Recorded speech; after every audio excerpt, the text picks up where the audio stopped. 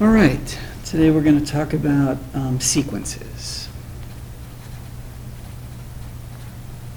And what are sequences?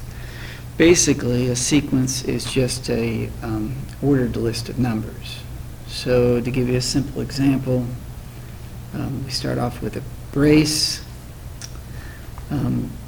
We'll start with 1, will be the first number in the sequence, and then let's say I just add 2 every time.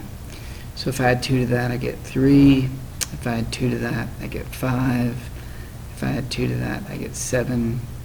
And if it goes on forever, then you just add a dot, dot, dot, 3 dots at the end, close with another brace.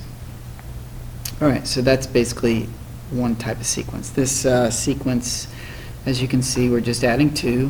When you add the same number every time, this one actually has a name. This is called an arithmetic sequence.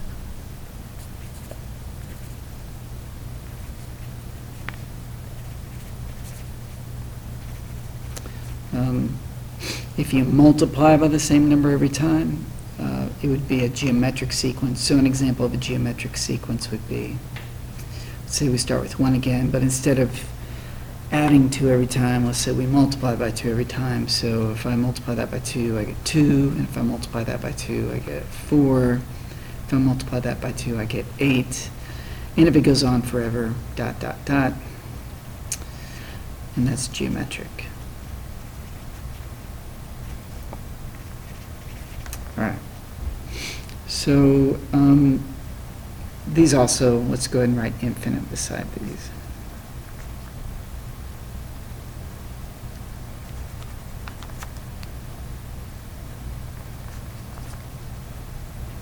And same with this one, ditto.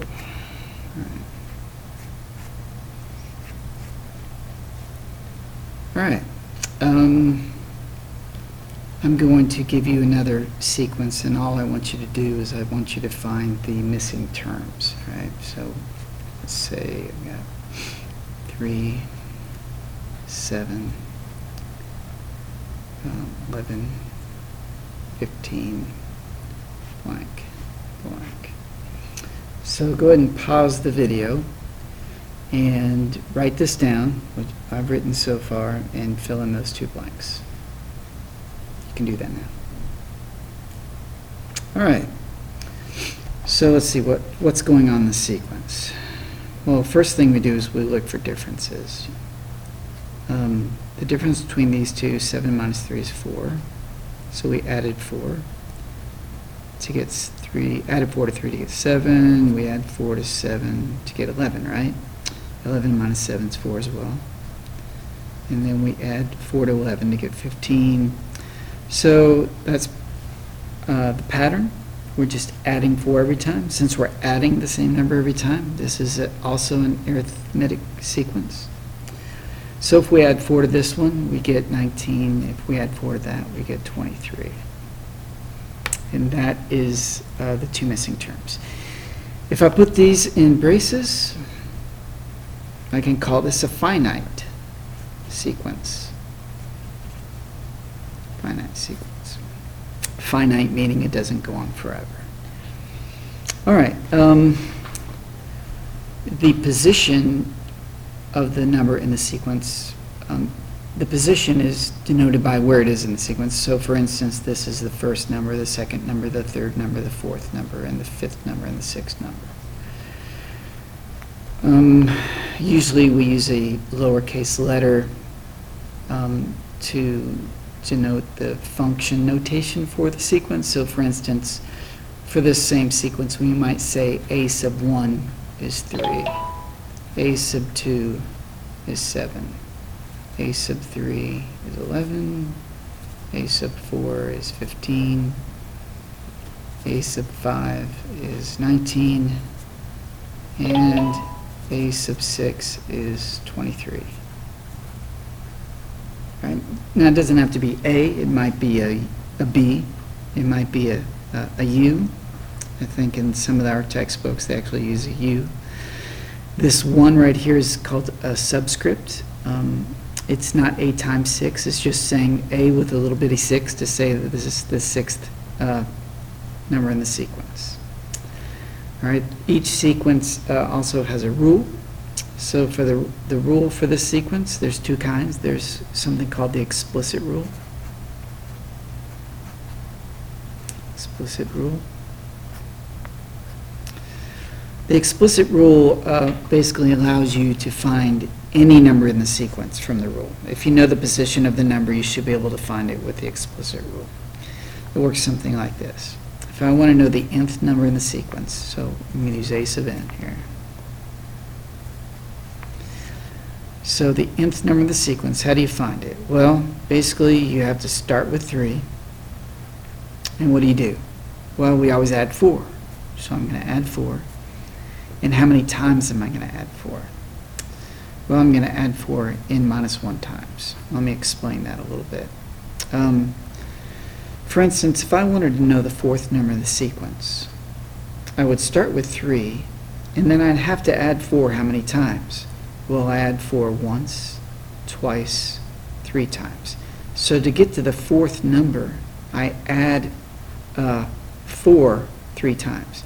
To get to the 6th number, I would add 4 5 times. So starting here, add 4 gives you this one, add 4 twice gives you this, add 4 3 times, add 4 4 times, add 4 5 times gives you 23, right? So let's see if this works. Let's say I want a sub 6. Well, according to the rule, it's 3 plus 4 times n, which I just said was 6, minus 1. All right, let's just work this out. Order of operations says I got to do what's in the parentheses, so 6 minus 1 is 5. Then I have to do the multiplication, so that's 3 plus 20, so that's 23. And that works out, doesn't it? So that's called the explicit rule. There's something also called recursive rule. Not quite as useful as far as finding a number in the sequence, but recursive rules, the idea of a recursive rule is used quite a bit in like computer programming. If you're writing a program and you want to, iterate over a certain number of times, you want to do something, this comes in. This notation will actually come in handy for that. So for the recursive rule, you actually have 2 parts. You have to tell the person where to start. So we say, well, the first number is 3. All right, then to get the nth number, we basically just tell what you have to do to the number right before that number to get it. So if I want the nth number, what do you have to do to the n minus 1th number to get the nth number? Well, you add 4 to it. So let me explain with an example here. Let's say I want the 6th number. The recursive rule says, if you know the 5th number, I'll give you the 6th number. It's saying basically, if you know the 5th number, just add 4 to it, and that'll give you the 6th number.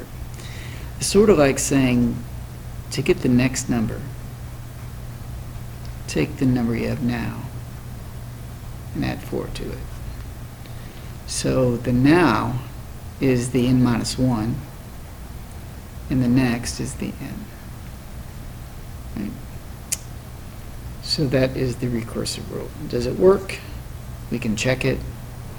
But in order to check it, you have to step up from 1. So basically, let's say I want to know the 2nd number. Well, I'm going to replace n with 2.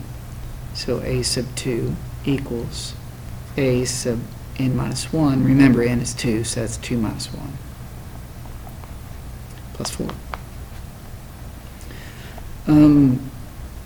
What does that mean? Well, to simplify it a little bit, a sub 2 equals 2 minus 1, a sub 1 plus 4. So it's saying, if you want a sub 2, take a sub 1 and add 4 to it. Well, what is a sub 1? Well, it's right there, it's 3. So a sub 2 is 3 plus 4, which is 7, and as you can see over here, that is correct. So this is the recursive rule for this particular sequence, and this is the explicit rule. Right, so I'm going to give you a sequence similar to number 2.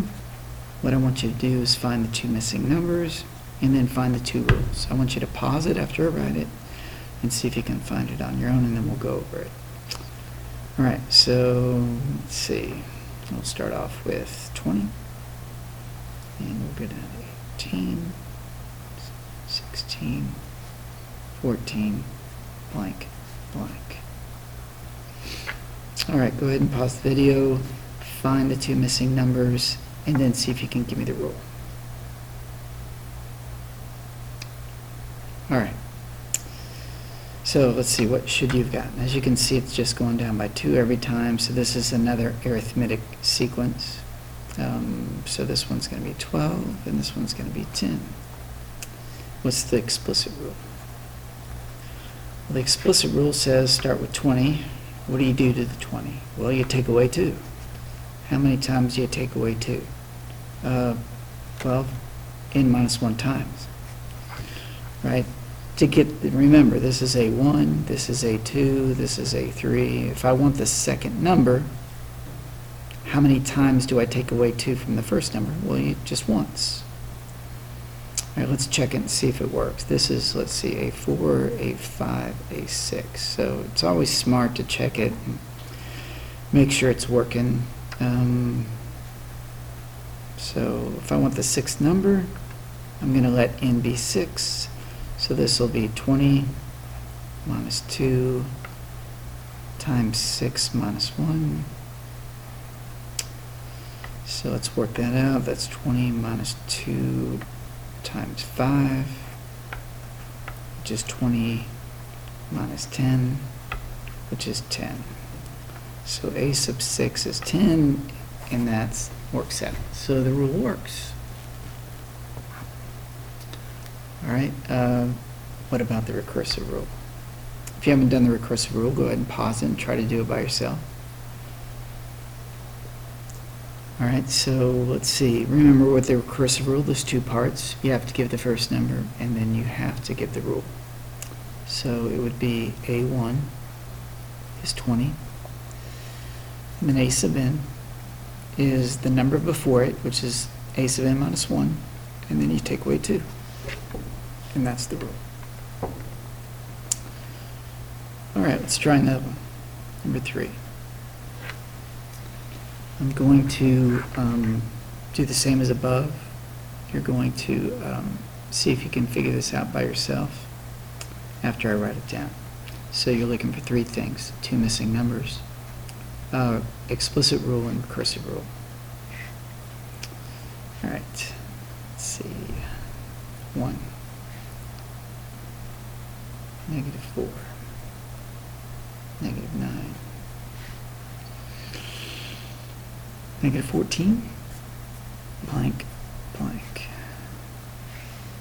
All right, go to work. All right, let's see. So let's do the explicit rule first. A sub n equals, the first number is 1. What are we doing here every time? Well, I'm just taking away 5, right?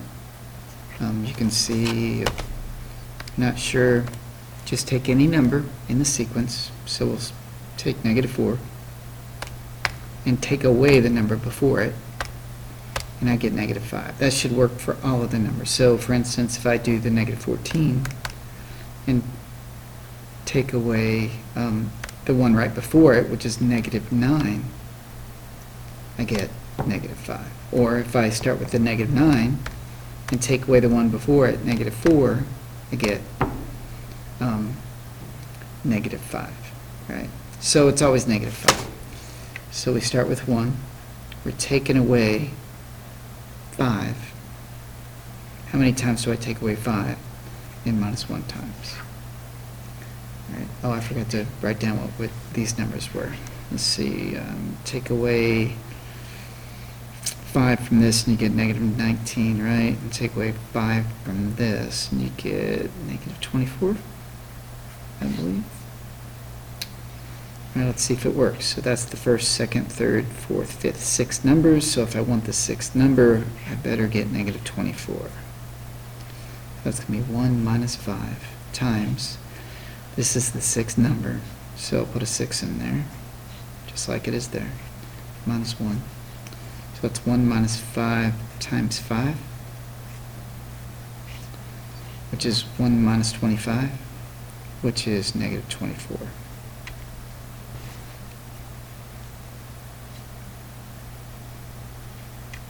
So, it works. What about the recursive rule? Well, give the first number, it's 1, and then the rule. A sub n equals a sub n minus 1. What are we doing to it? We're just taking away 5, and that's done. So that's the recursive rule.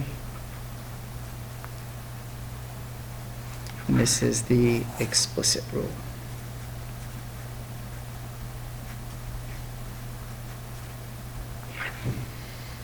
All right.